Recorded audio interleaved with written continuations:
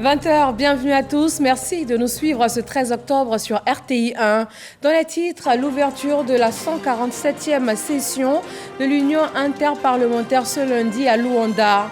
La Côte d'Ivoire a signé 2 mémorandums d'entente, l'un sur le renforcement de la coopération parlementaire entre l'Assemblée nationale de Côte d'Ivoire et l'Assemblée nationale de l'Angola.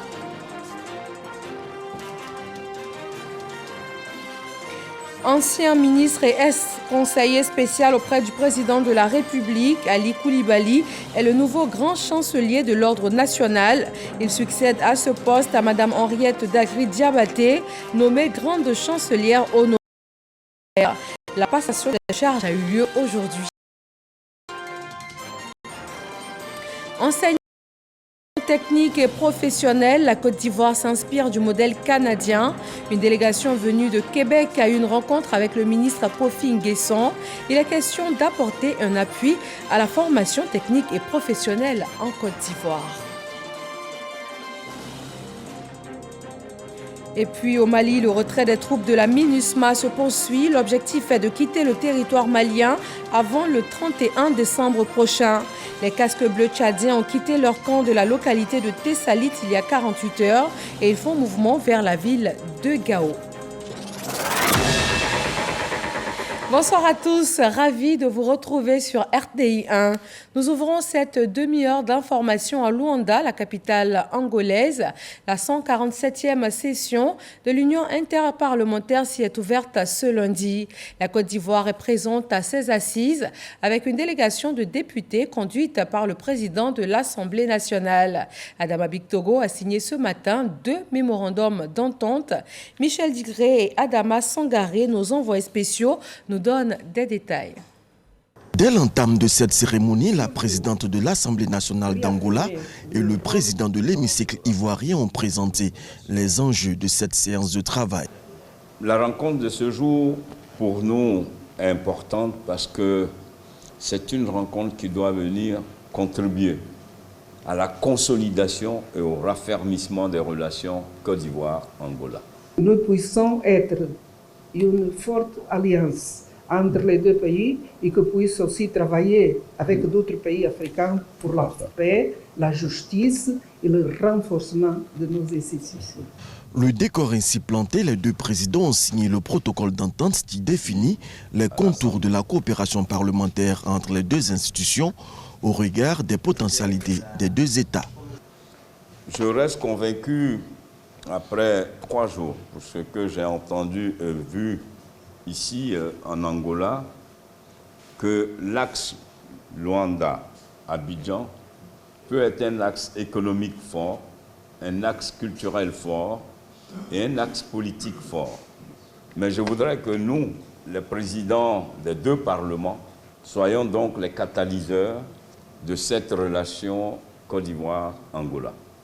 Après cette réunion, la délégation a pris part à une rencontre du groupe de l'Union parlementaire des États membres de l'Organisation de la coopération islamique. Au cours de celle-ci, Adama Bictogo a paraphé le mémorandum d'entente entre le Parlement ivoirien et le secrétariat général de l'Union parlementaire de l'OCI.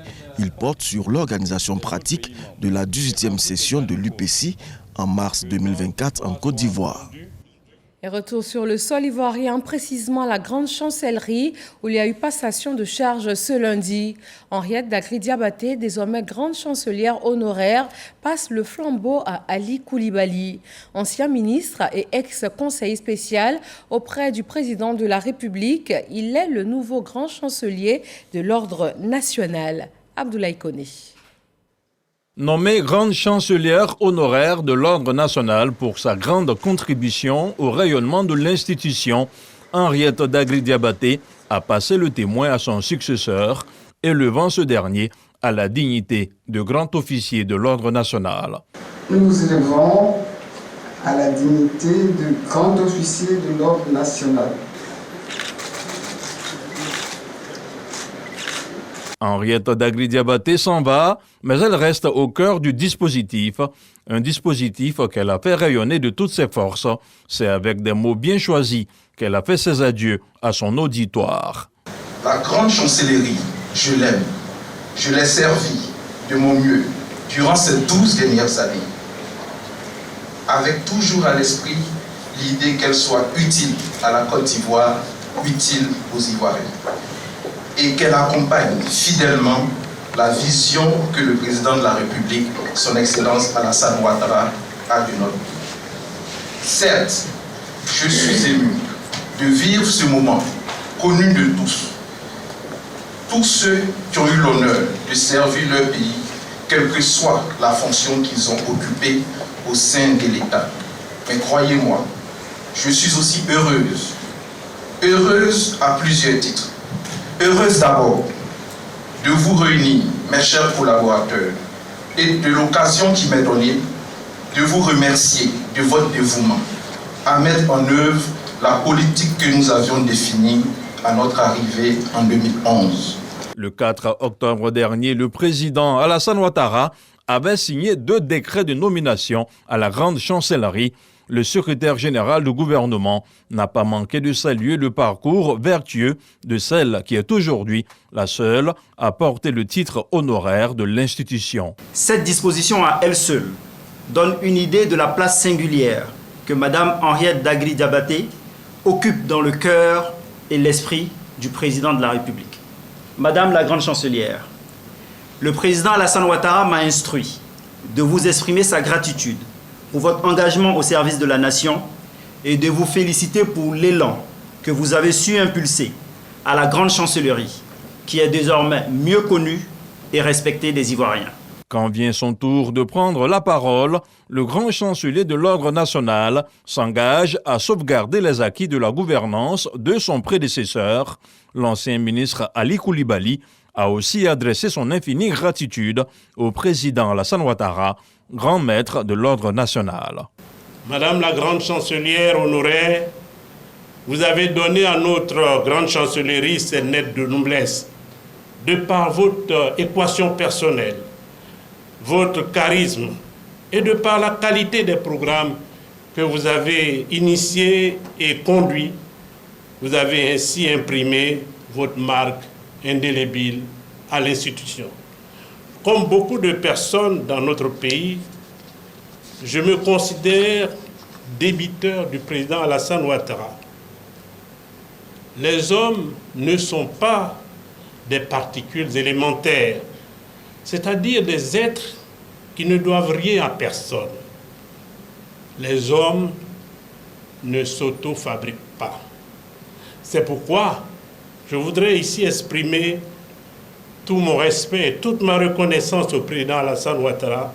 Toute ma vie, je lui serai redevable d'avoir changé le cours de mon existence par une décision qui me place à ce niveau de responsabilité dans la République.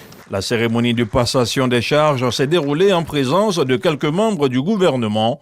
Avant sa nomination à la grande chancellerie, le ministre Ali Koulibaly a occupé le poste de conseiller spécial auprès du président de la République. Pas de changement à la tête de la fonction publique ivoirienne, c'est plutôt la continuité.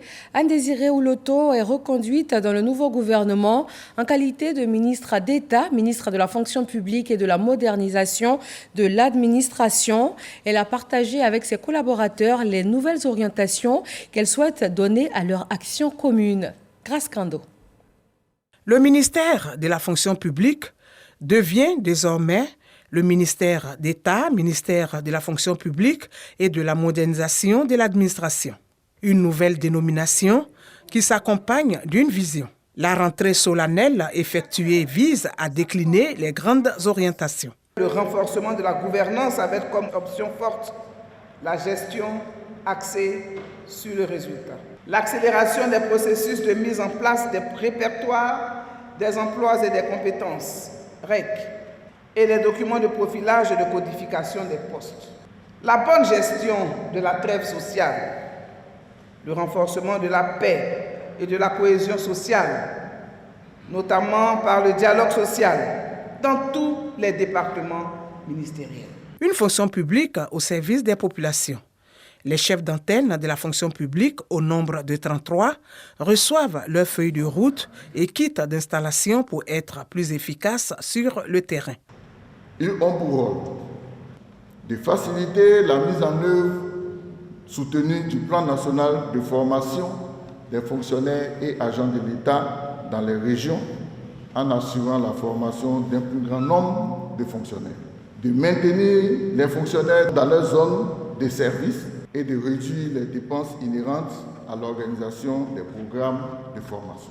Nous allons faire la proximité avec les fonctionnaires. C'est-à-dire nous allons aller dans les régions pour montrer aux fonctionnaires et agents de l'État l'importance de la formation dans leur carrière. Les défis pour une nouvelle fonction publique moderne et performante imposent un changement de paradigme. Les challenges et défis du ministère d'État, ministère de la fonction publique et de la modernisation de l'administration, sont énormes. Ils nous invitent à faire preuve de dépassement, de sacerdoce même, d'engagement ferme, d'abnégation, de détermination et surtout de cohésion, d'union dans la synergie des forces et idées novatrices. Pour joindre l'acte à la parole, des moyens de mobilité ont été remis aux directeurs régionaux de la fonction publique et au président du conseil de discipline. Il donne aussi des directives et des orientations aux structures sous sa tutelle. Le nouveau ministre des Affaires étrangères, de l'intégration africaine et des Ivoiriens de l'extérieur, Wadja Kakou Léon Adom. Il a rencontré ce lundi les ambassadeurs, les conseillers et le personnel administratif du ministère. Angela Diallo.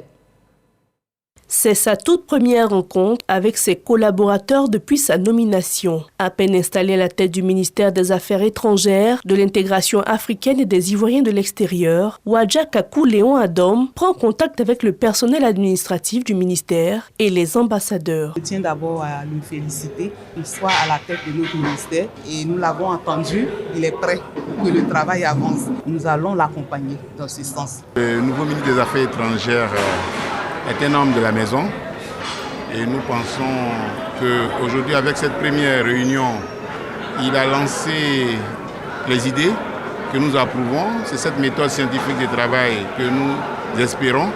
Occasion pour le ministre de présenter sa vision. C'est ensemble que nous allons tenter de mériter cette confiance que le président a bien voulu placer en nous. Je voulais donc obtenir, avant de commencer, leur accord pour que nous puissions entamer avec diligence la tâche de repositionnement de la Côte d'Ivoire au niveau international. Au sortir de cette rencontre, le ministre des Affaires étrangères, de l'intégration africaine et des Ivoiriens de l'extérieur a annoncé pour les prochaines semaines la mise en place d'un séminaire. Cet atelier de réflexion va permettre de réorganiser le travail et faire des propositions en vue d'accroître les performances du ministère. À Dimbokro, Adama Koulibaly s'installe dans le fauteuil de maire. Il a été plébiscité par le conseil municipal. La cérémonie de passation de charge avec le maire sortant a été une occasion pour le nouveau premier magistrat de mettre en avant ses priorités de développement. Et il annonce les couleurs avec un programme de développement dénommé Plan Renaissance Dimbokro. Voyons cela avec Kader Sogodogo. Le ministre Adama Koulibaly est désormais le premier magistrat de la commune de Dimbokro. Les conseillers municipaux réunis en session spéciale l'ont désigné avec 100% des suffrages exprimés. Il succède officiellement à Abilé Dieméléou qui lui remet les insignes afférentes à ses nouvelles responsabilités. Monsieur le ministre, nous on est fiers de vous. Et vous allez transformer Dimbokro. La Riviera va sortir, le pont va sortir. Tout le monde va vouloir venir à Dimbokro parce que le développement va aller très vite. La population attend beaucoup de vous. Je n'ai pas de doute. À commencer par vous-même. Je suis convaincu que tout ce qui a été promis sera réalisé pour le bonheur et le bien-être des populations de Dimbokro. Faire de Dimbokro un pôle économique et une commune moderne. Le ministre Adama Koulibaly a un plan pour les 25 villages et les 5 quartiers de la commune. Notre objectif et notre ambition, c'est d'offrir ce que nous avons de meilleur à nos parents pour un développement intégral et inclusif. Nous devons donc travailler dans un esprit d'équipe pour traduire en actes les 5 piliers de cet ambitieux programme afin d'offrir de meilleures conditions de vie aux populations et préparer un bel avenir pour notre jeunesse. Situé dans l'ex-boucle du cacao, Dimbokro, chef-lieu de la région du Ndzi, connu également sous l'appellation de la cité du bonheur partagé, reste attaché à la cohésion, à l'union et à la paix pour son développement. Des atouts certains pour le nouveau maire de la commune, le ministre Adama Coulibaly. À Divo également, le nouveau conseil municipal prend ses marques. Ali Amadou Touré vient d'être investi par le préfet de la région du Lodjibois. Présent à la cérémonie de passation des charges avec le maire sortant Amédée Kouakou, notre reporter Khalid Diomandé nous dit que les défis restent les mêmes, améliorer les conditions de vie des populations de Divo. C'est fait. Amédée Kofi Kouakou passe la main à Ali Touré à la tête de la mairie de Divo. Ainsi prennent fin les 2 mandats successifs de l'actuel ministre de l'Équipement et de l'Entretien routier comme premier magistrat de la capitale du Lodjibois. Tel que prévu par les textes, le préfet de région, préfet de Divo, veille au respect des formalités liées à la passation de charges entre les maires sortants et entrants. On a fait aujourd'hui la passation des charges, mais je suis très heureux parce que nous laissons une belle mairie, de bonnes activités au niveau du social, des ressources pour pouvoir donc continuer le travail important que nous avons abattu au cours de ces 10 dernières années. J'ai tenu à féliciter le nouveau conseil municipal, mais aussi le conseil municipal sortant pour l'important travail que nous avons fait. Grâce à ce bilan, il faut le reconnaître, pendant ces 10 ans que notre municipalité a pu être élue. Et nous bénéficions de son expérience, du travail bien fait qui a été fait. Nous savons aussi que c'est une lourde responsabilité de succéder à un monsieur d'une telle envergure avec tout le travail qui a été fait. Nous espérons continuer ce travail de développement, comme il a si bien dit, pour le bonheur des Divoleurs. Ouverture des voies, construction d'infrastructures scolaires et sanitaires, modernisation de la délivrance des actes d'état civil et actions sociales, voici les grands chantiers qui attendent le nouveau maire de Divo, Ali Amadou Touré. Et la bonne gouvernance fait partie des axes principaux de ce plan d'action du nouveau conseil municipal de Divo. Et pour acter cette bonne gouvernance dans plusieurs autres domaines d'activité, le pôle pénal, économique et financier et le projet de la bonne gouvernance pour l'accroissement des investissements et de l'emploi ouvre une série de formations. Sont concernés les agents du ministère de la Justice, du ministère de l'Économie et aussi les agents de la police criminelle. Les travaux portent sur l'identification, la saisie, la confiscation des avoirs criminels. Juliette Ouéa. Comptes bancaires, voitures, biens immobiliers et autres objets de luxe acquis illégalement peuvent être saisis. C'est ce qui ressort de cet atelier organisé par le pôle pénal économique et financier, appuyé par la coopération allemande en Côte d'Ivoire. L'objectif visé est que dans tout les domaines pertinents de la lutte contre la criminalité économique et financière, vous puissiez travailler ensemble, en synergie, et disposer d'outils pointus qui répondent aux meilleurs standards nationaux, régionaux et internationaux. La difficulté majeure se trouve dans l'identification des avoirs criminels. Comment les dépister, comment les identifier pour pouvoir en faire la saisie, le gel s'il faut, et puis enfin la confiscation. C'est à ce besoin-là de trouver les voies et moyens, d'apprendre de nouvelles techniques, de nouvelles stratégies, justement dans le cadre de cette activité que se tient cet atelier. Les participants, notamment des éléments du ministère de la Justice, du ministère de l'Économie, de la police criminelle et autres partenaires, réfléchissent sur plusieurs sujets, dont la fraude dans les marchés publics et autres techniques d'investigation. Donc, on va certainement aborder des techniques d'enquête par rapport à l'identification des avoirs illicites, des questions de confiscation, la saisie et certainement l'importance de recouvrir toutes les pertes de l'État, de la population pour que la Côte d'Ivoire puisse bien récupérer ses avoirs et avoir des avantages de la vraie lutte contre la corruption.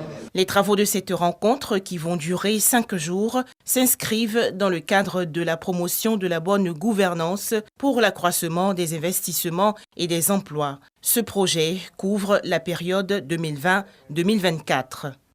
Dans le domaine de l'enseignement technique et de la formation professionnelle, la Côte d'Ivoire s'inspire du modèle canadien.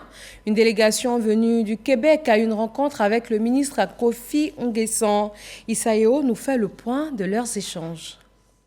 Étendre l'offre de formation des jeunes du système de l'enseignement technique et professionnel en Côte d'Ivoire.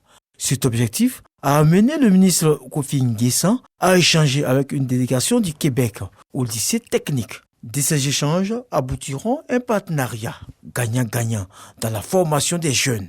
Il y a une vingtaine de centres de formation représentés aujourd'hui.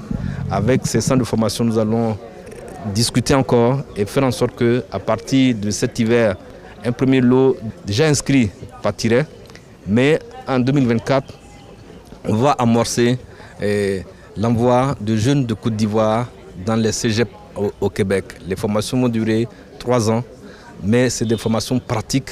Donc les jeunes auront le savoir, le savoir-faire et pourront même travailler un moment avant de revenir dans notre système ici. À l'issue de ces échanges, 27 jeunes apprentis ivoiriens se rendront au Québec pour une formation de haut niveau dans plusieurs domaines, dont l'agriculture et l'informatique. En santé, on s'intéresse ce soir à la lutte contre le diabète avec les résultats du nouveau programme de lutte contre les mauvaises habitudes alimentaires. La phase pilote concerne 64 personnes. Elles sont reparties dans 2 zones du district d'Abidjan et les résultats sont concluants selon ce reportage de Frédéric Oulaï et Jean-Marc Djadi. D'ici à 2045, la population des diabétiques va atteindre 55 millions de personnes en Afrique. Une situation alarmante qui découle de l'absence de diagnostic régulier. L'obésité ou encore le surpoids dont se nourrissent les maladies métaboliques sont dues à l'alimentation. Le programme Lien Nutrition est mis en œuvre pour l'éducation alimentaire. Ces patients ont bénéficié de conseils, d'accompagnement par les coachs à l'effet de pouvoir acquérir des habitudes durables pour pouvoir améliorer leur état de santé. Alors c'était des ateliers en nutrition, mais également des ateliers dans le domaine du sport. La phase pilote du programme Lien Nutrition a pour but de transformer les habitudes alimentaires. Après 3 mois de tests sur 2 zones d'Abidjan, 64 participants diabétiques présentent une santé améliorée. Le programme Lien Nutrition a permis de réduire les désordres métaboliques, notamment une réduction sur l'hémoglobine glyquée, sur le cholestérol et la pression artérielle. Nous avons aussi constaté une amélioration sur les habitudes alimentaires, donc un régime davantage équilibré sur les différentes consommations des groupes d'aliments, une augmentation de l'activité physique des participants et un état de bien-être et une perception sur la santé améliorée. Lien Nutrition Action permet de limiter l'accroissement et l'évolution des maladies métaboliques. La Confédération des organisations des personnes en situation de handicap apporte son appui à ses membres. Ils sont une centaine vivant à Dabou, zone sud de la Côte d'Ivoire, à avoir reçu du matériel roulant. Ces équipements ont été conçus par l'ONG Vivre Debout afin d'améliorer leur mobilité. Didier Nguessan. Des fauteuils roulants, des cannes et des béquilles sont remis à 109 personnes en situation de handicap à Dabou. Ces matériels orthopédiques sont mis à disposition par la Confédération des organisations des personnes en situation de handicap. Les bénéficiaires se réjouissent de cette aide à la mobilité. Grâce à Dieu et grâce au donateur qui nous a fait cet honneur-là de s'y rendre ce matin à Dabou pour nous faire ce cadeau, ce beau cadeau. Et je tiens à les remercier, à leur dire merci, à dire merci aussi à tout le monde. Et puis, je prendrai soin de ce fauteuil roulant. Ce matériel est adapté à chaque utilisateur afin d'améliorer le confort d'assise, mais aussi d'encourager la station debout selon les recommandations de l'OMS. Est-ce que la personne a une sensibilité? Si elle n'a pas de sensibilité, est-ce que la personne s'assoit bien? Est-ce que la personne ne s'assoit pas bien? Parce que toutes ces données sont prises en compte. Et ensuite, on voit l'environnement dans lequel la personne évolue. Est-ce que le terrain il est sablonneux? Il y a des graviers. Toutes ces données sont capitalisées. Après cette phase, c'est le technicien qui a la fiche d'évaluation avec toutes les données, qui va prendre le fauteuil qui est en pièces détachées dans un carton et il va monter le fauteuil en fonction de la prescription. Le projet s'appelle Livelihood. C'est un projet qui contribue à l'autonomisation des personnes handicapées afin de faciliter leur mobilité et afin d'accroître leurs chances d'avoir du travail. La Confédération et son partenaire CBM, une ONG de droit allemand, vont déployer le projet dans les communes d'Abobo et de Yopougon. En sport football, le championnat scolaire africain pour les préparatifs de la phase nationale de la 2e édition. La Fédération ivoirienne de football a remis symboliquement 27 000 ballons à près de 1000 établissements scolaires. Arsène Kouassi, RTI Sport. Développer le football en milieu scolaire est l'un des objectifs de la FIFA à travers le projet Football for School qui offre 27 000 ballons à plus de 1000 établissements secondaires de Côte d'Ivoire en vue du championnat scolaire africain. C'est le président de la commission du football des jeunes et du football en milieu scolaire, Abdoulaye Diabaté, qui a procédé à la distribution de ces ballons aux différentes écoles prenant part à la compétition en Côte d'Ivoire. C'est un programme à long terme. Donc il y a les exigences du court terme et les exigences du moyen terme et voire le long terme. Le long terme, c'est de permettre à ce qu'on ait une très large population d'apprenants au football, mais qui se fondent sur les compétences de vie, parce que être au sport, connaître la vie, connaître les questions de santé, connaître les questions d'environnement, connaître les questions d'éducation, il n'y a pas meilleur que nous que ça. Et comme il fallait s'y attendre, cette dotation de l'instance du football mondial ne laisse pas indifférents les bénéficiaires. C'est un sentiment de joie. Nous comptons utiliser ces ballons pour les compétitions OASU et aussi les interclasses, afin de mieux former les enfants. Nous devons dire merci à la FIFA et nous disons aussi merci à Madame le ministre de l'Éducation nationale et de l'alphabétisation. Le lycée moderne d'Agou fera bon usage de ces ballons et fera tout possible pour que nous soyons le meilleur lycée de la région de la Draine d'Azopé. Le championnat scolaire africain, initié l'année dernière par la Confédération africaine du football, a pour objectif d'inciter les jeunes filles et garçons de 12 à 15 ans à la pratique du football. Sur la scène culturelle, Grand Bassam prépare l'Abissa après la valorisation des danses du patrimoine culturel Nzima. Hier dimanche, c'était le Sidou ou la retraite du Ndongbolé, le tam-tam sacré. Une période consacrée au recueillement et surtout au pardon mutuel entre les Nzima, avant donc les activités publiques de l'Abissa. Tevisoyo. Atmosphère particulière ce dimanche à Grand Bassam, siège du royaume d'Nzima Kotoko de Côte d'Ivoire.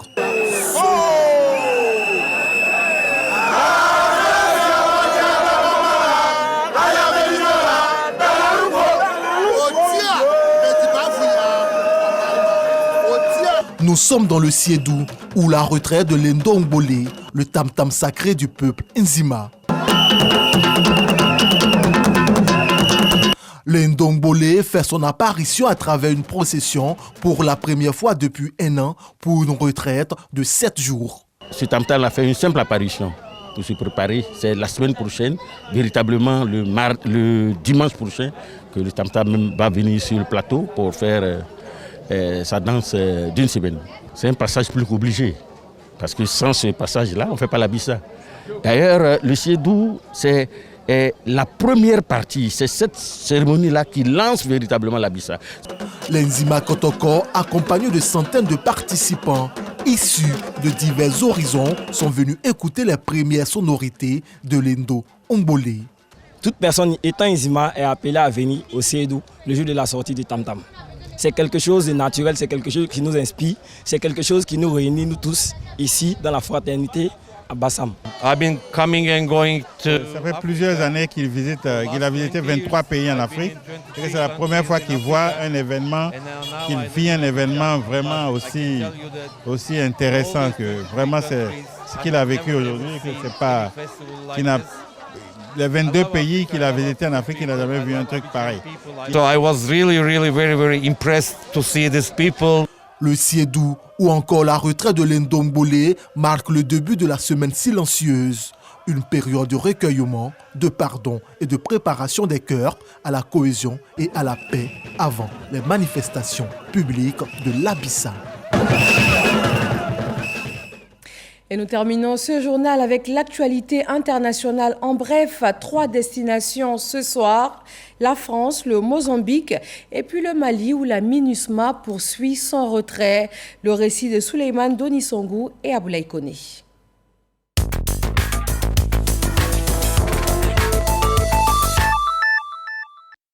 Mali, les casques bleus de la mission de l'ONU MINUSMA se déplacent vers la ville de Gao. La mission intégrée des Nations Unies pour la stabilité au Mali poursuit donc son désengagement sur le terrain avec pour objectif de quitter le territoire avant le 31 décembre prochain. Mozambique, plus de 10 jours après les élections municipales tenues le 11 octobre dernier, la confusion règne toujours dans le pays. Les premiers résultats partiels sont très contestés et donnent largement vainqueur le parti au pouvoir.